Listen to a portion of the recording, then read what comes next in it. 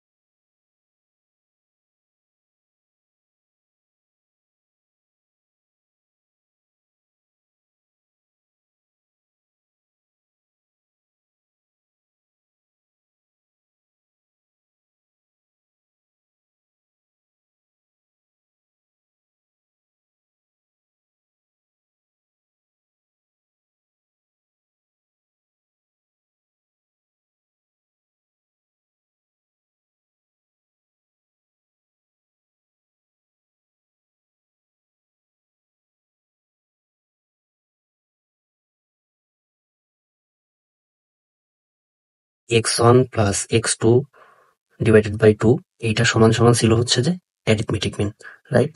তাহলে আমরা এখানে লিখতে পারি কি, arithmetic mean greater than equal, এইটা ছিল কি, এটা ছিল হচ্ছে যে জিওমেট্রিক মিন, রাইট? তাহলে আমরা এখানে কি লিখতে পারি? Geometric mean. ওকে, এটা হচ্ছে যে আমাদের আমরা এখানটায় হচ্ছে যে 1 নাম্বার সমীকরণ দেই, কারণ আমাদের পরবর্তী পার্ট প্রমাণের জন্য ওটা লাগবে। এন্ড এটা হচ্ছে 2 নাম্বার সমীকরণ দেই। এখন আমরা যদি এখানে 1 নাম্বার সমীকরণে x1 এর জায়গায় 1a x1 is equal to 1/x1 এবং x2 is equal to 1/x2 বসাই, তাহলে আমাদের কি আসতেছে? 1/x1 plus 1/x2 divided by 2 greater than equal √1/x1 into 1/x2, right? তার মানে এখানে আমরা যদি এবার উল্টিয়ে দেই, তাহলে এখানে আসতেছে 2/1/x1 plus 1/x2 and অসমতাটা তখন চেঞ্জ হয়ে যাবে, এখানে হচ্ছে যে √x1 into x2। সো আমরা এখান থেকে কি লিখতে পারি, যে এই পাশের এই ভ্যালুটা হচ্ছে যে আমাদের কি, হারমোনিক মিন, রাইট? তাহলে harmonic mean less than equal geometric mean, এই পাশের এটা হচ্ছে জিওমেট্রিক মিন, রাইট? তাহলে এখান থেকে আবার আমরা হচ্ছে যে, সরি জায়গাটা একটু কনজাস্টেড হয়ে গেছে, এখান থেকে আমরা লিখতে পারি যে geometric mean is greater than equal harmonic mean.